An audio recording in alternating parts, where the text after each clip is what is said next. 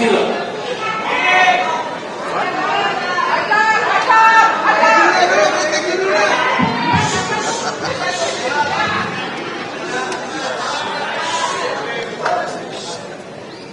Problem bangsa ini banyak orang berebut bicara tapi nggak mau berebut berpikir.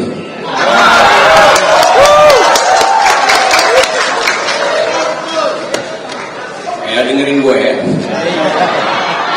Saya mau serius bicara. Untuk sesuatu yang jadi akan pertaruhan sejak besok pagi. Kalau kita gagal mengucapkan dalil hari ini, nggak ada lagi pertemuan berikut para aktivis.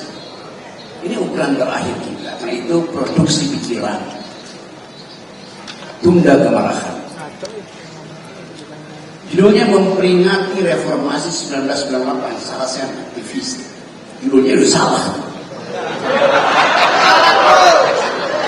Yang kita perlukan adalah mengulangi reformasi, bukan memperingati.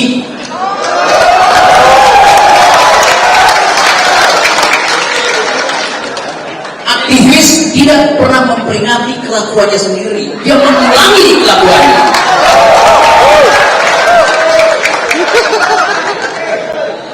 Apa kelakuan kita di 98? Pengembangan rejim. Turun Soeharto. Kita ulangi kelakuan itu hari ini.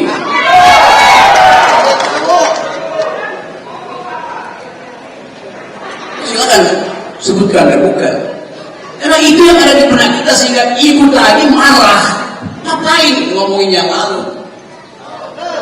Kan harus ada posisi hari ini terhadap keadaan hari ini. Pembandingnya ada di situ.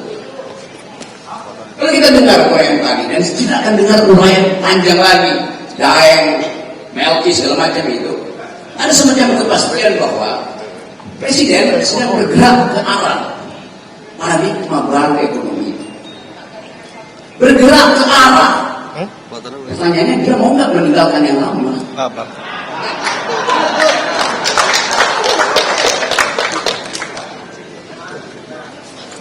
Robert menerangkan tentang there is no democracy without the right of nature.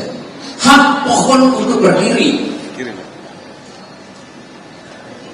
Tidak dijadikan pelet kayu.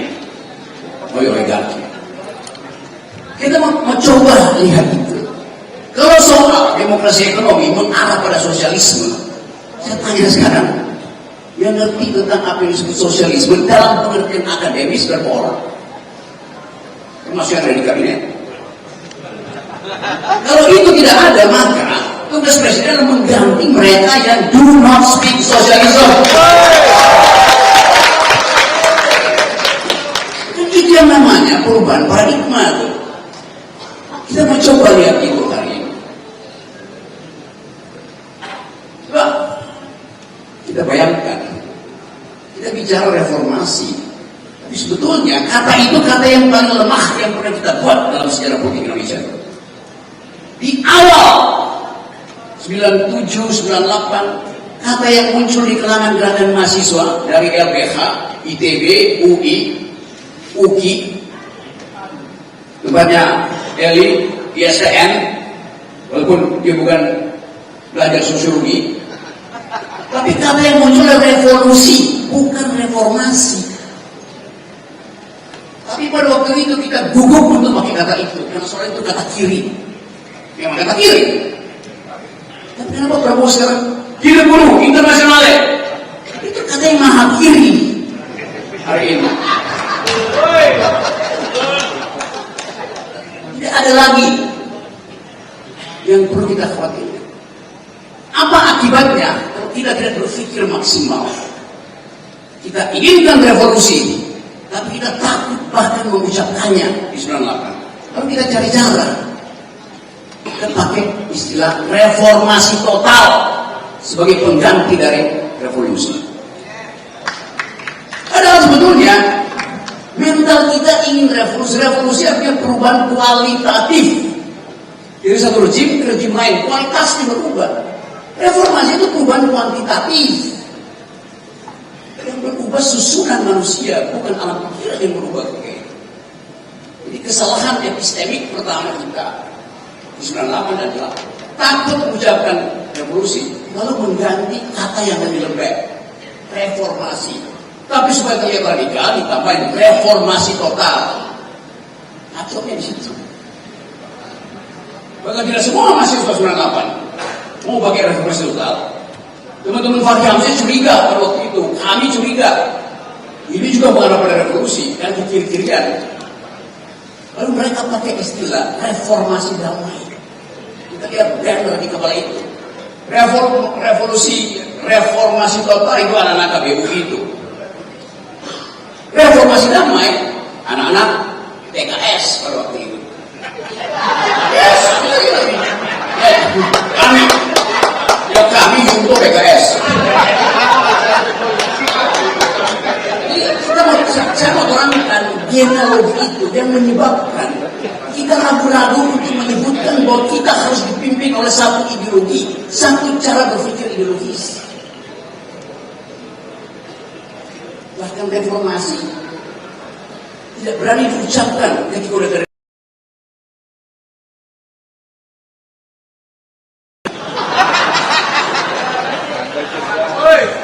yang dicap doang.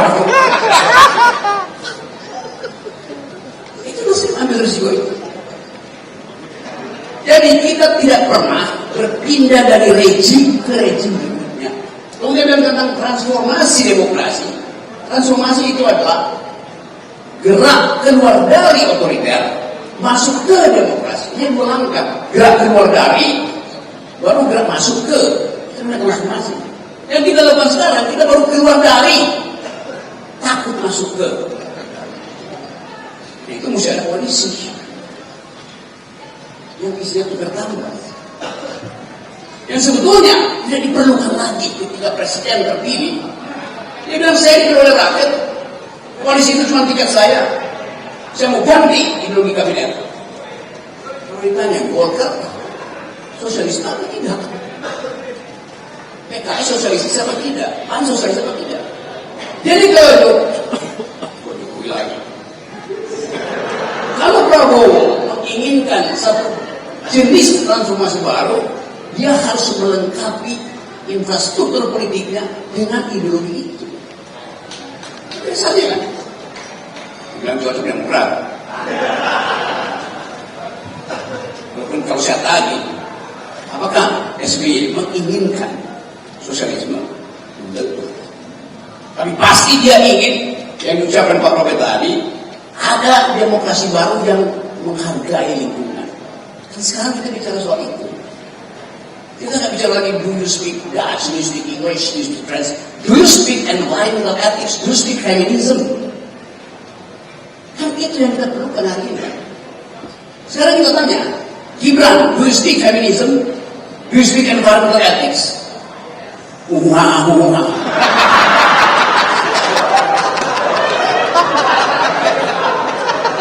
Jadi sebelum moral kita dibuat kropos oleh keraguan-keraguan kita pastikan dulu bahwa ada hal yang harus difinalkan. Bahwa kabinet boleh diresapel, tapi buat apa diresapel kalau ideologinya tetap tidak radikal? Resapel kabinet artinya meresapel cara berpikir para menteri tentang kebijakan ekonomi Prabowo. Sudah dengar sosialisme Prabowo bahkan 5 tahun yang lalu. Satu waktu Prabowo mampir ke rumah saya. Dia mampir, bukan saya bermain. Jadi saya bertetangga 200 meter. Lalu kita bicara tentang masa depan Indonesia. Saya tantang. Anda mau gak jadi pemimpin sosialis Indonesia? Dia bilang, bahkan saya ingin jadi pemimpin sosialis Asia.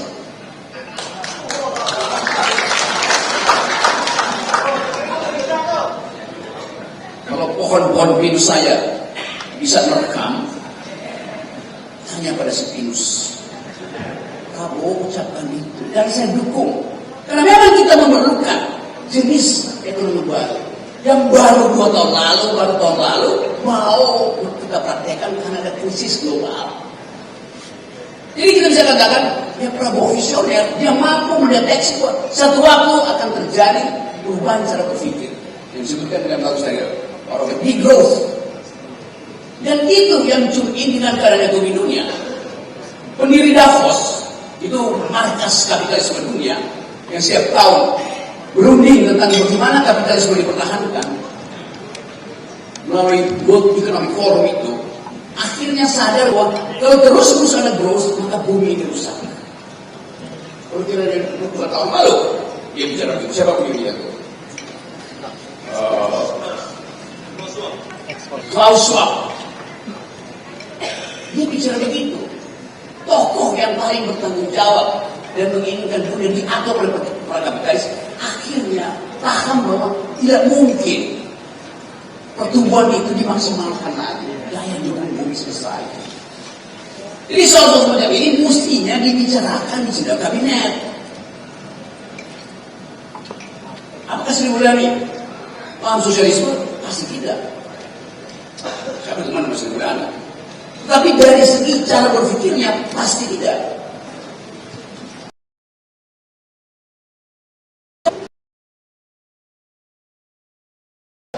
Secara akademis, secara metodis tentang ide itu bukan mereka yang sedang mendengar itu mereka. Kiri, dia kiri tapi kelingki. Tidak ada kapalannya di situ. Jadi kita ingin ada satu kesempatan hari ini untuk menerangkan kepada publik bahwa ideologi yang kita tuntut, kita inginkan, kita ingin pastikan melalui pemilihan Prabowo adalah sosialisme in optima forma. Kiri siapa? Kiri BRD? Bukan. Kiri BRD berakibat komisaris.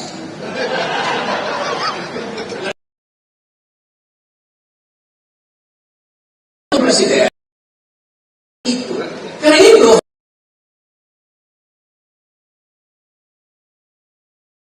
runtuh kabinet isi dengan energi baru. Jadi itu dasarnya. Menteri-menteri ini untuk bunuh diri, meninggalkan kabinet, kepentingan modalnya sudah dia pastikan harus diambil walaupun APBN makin kecil. Karena banyak menteri yang kecewa pada Prabowo kan, karena nggak bisa merampok APBN lagi, diefisiensikan. Ini momentum pada presiden untuk memulai era baru. Ada Pak Dr. Hariman. Di dalam ilmu kedokteran, kalau satu sel rusak, maka sel itu oleh kekuatan naturalnya dia, atau kalau kita percaya Tuhan, oleh perintah Tuhan, dia akan bunuh diri sel itu supaya nggak rusak selnya. Namanya apa Pak Hariman? Apoptosi, benar nggak? Benar. Kalau sel gagal apoptosi, gagal bunuh diri, dia akan metastasi, merusak sel yang lain. Jadi mesti diamputasi supaya dia tidak metastasi. 3-4 menteri yang kawan kita gagal bunuh diri dan gak mau bunuh diri, kendati dipanggil kejaksaan. Itu dorong dia ke apoptosi. Kan itu melakukan gerakan reformasi. Mereka yang dari awal ingin menuntut reformasi dengan masuk ke dalam kabinet, akhirnya menjadi calon di situ. Itu serius ya, makanya. Jadi sekali lagi ada kesempatan bagi kita untuk mengulangi energi reformasi. Kita ini bukan memperingati reformasi, mengulangi reformasi. Kelakuan kita mesti tidak seperti itu. Jadi sekali lagi kesempatan ini kita pakai justru untuk menghukum diri kita sendiri yang gagal apoptosi. Sedihnya adalah jumlah energi yang kita kumpulkan di ruangan ini tidak ada gunanya kalau tidak dituntun dengan energi ideologis. Jadi saya walaupun ya kita mau lihat impact dari selesaian ini 2 minggu ke depan. Kalau selesaian ini hari semua tidak berani bicara dengan presiden bahwa hasil selesaian adalah minta reshuffle dan isi KPU dengan kaum sosialis. Jadi sebelum beban ini tiba pada hari semua kita selesaikan isi bahwa ada kesepakatan untuk menghukum mereka yang tak mampu berpikir sesuai dengan kapasitas berpikir presiden. Saya ucapkan itu dari sini. Inilah sesuatu ini kita bawa pulang, dikatain di semua media pasti. Hanya dengan mengubah cara berpikir kabinet dimungkinkan kita menemukan kembali Indonesia sosialistis. Terima kasih. Terima kasih.